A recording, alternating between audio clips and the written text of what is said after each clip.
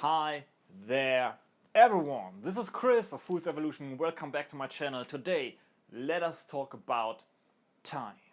If there's one thing that is absolutely sure, it is that none of us have enough time.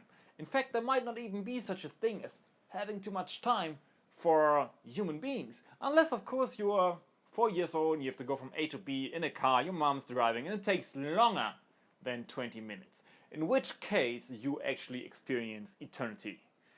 I'm fairly sure about that. But we can safely disregard this for now, I guess, because as soon as we are grown-ups, it's rather the case that the most common soundtrack of our lives is ain't nobody got time for that. Ain't nobody got time to do yoga, ain't nobody got time to get a six-pack or play the piano, ain't nobody got time to call grandma, make a day. Ain't nobody got time to watch his son play soccer on the weekend. Ain't nobody got time for shit. And that sucks. It just seems that the week doesn't have enough hours to do all the stuff that is really important to us. And that should make us think. And actually I did think, and I want to challenge this assumption because this is something that I have been struggling and that I still struggle with. Like time management, it's a pain in the ass, especially for me. Like I'm really something, but this has been on my mind, and I want to tell you a little story right now that is going to help you kind of get a little more. It's going to give you like a little perspective on time. Okay, that actually I believe very helpful. Now, a couple of days ago, here it goes. I was sitting at this beautiful roof at night, some fireworks going on over there with a friend of mine. We were talking about life and kind of stuff, the challenges that come up and so on, just chewing the shit, basically. Now, the background for this particular girl is that she just finished her studies last year and then she's been traveling all over the world, having a great time, basically. And now she's back here and she's going to start work very soon. And it kind of scares her, like, understandably, because she's got a lot of stuff that she wants to do, and she still take like piano lessons and do yoga every day, and just seems that now that this is coming up, work, serious life, well, there's no time for that anymore. So, and I was sitting there, and I was like, really? And I thought about it, and because it's kind of funny, because I know a lot of people that work out with me, who actually work out way more than I do. I do like 3 times a week. I'm there. Like, it takes me like 1.5 to 2 hours or something. These people work out way more than that. They still grind away at their shitty 9 to 5. Hopefully they have better jobs, but anyway, they still grind away at the jobs, and they still make sure that their kids don't get completely out of hand. So the question is, how are these assholes actually doing that? So we were sitting there and we started calculating, and it's actually not magic. Look at it like this. Now the week, 7 days. Each day is 24 hours. 7 times 24 means 168 hours. Now that's a whole lot of time. Of course we can't use all of that time because we have to sleep. I believe the doctor recommends 8 hours. I certainly need my 8 hours. If I don't get my 8 hours, I get grumpy as shit and I suck at everything that I do. So it's like 7 times 8.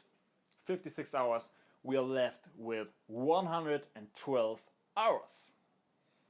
Now here's where the work comes into play, because we all want to pay our bills, put some food on the table, spoil our loved ones, and so on. So we need to work 40 hours. That's what the average person, I believe, works in this country.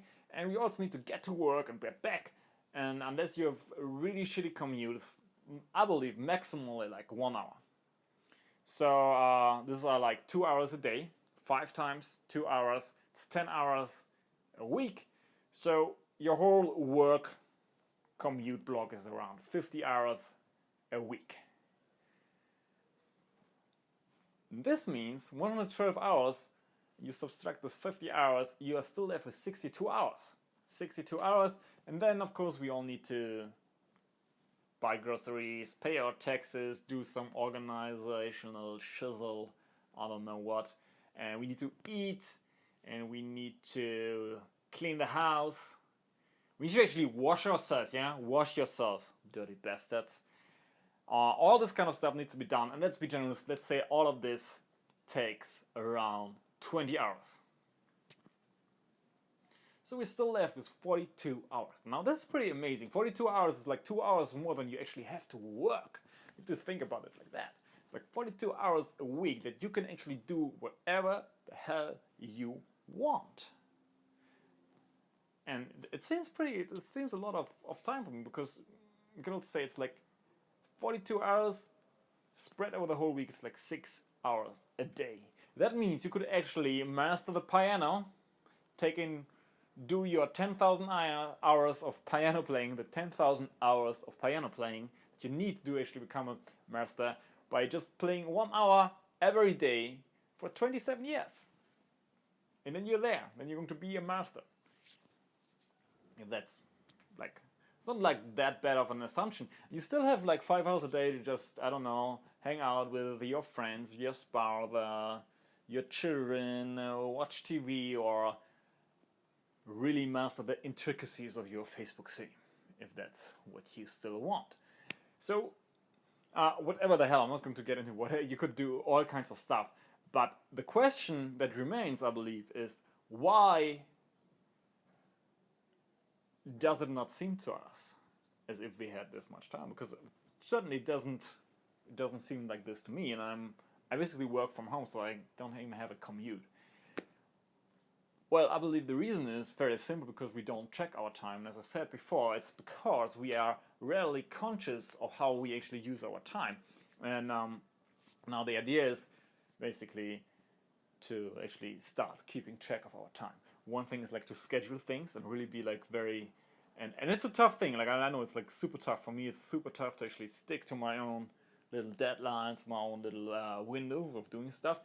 But it is fucking magic, because suddenly you become really conscious of how you use your time, and you become also really intolerant of abuses of your time, which is important. And the most important intolerance I believe that we have to should develop, is actually an intolerance to bad use of our time by ourselves. So the idea is measure it. Every now and then, every couple of weeks, really start measuring. Be honest to yourself.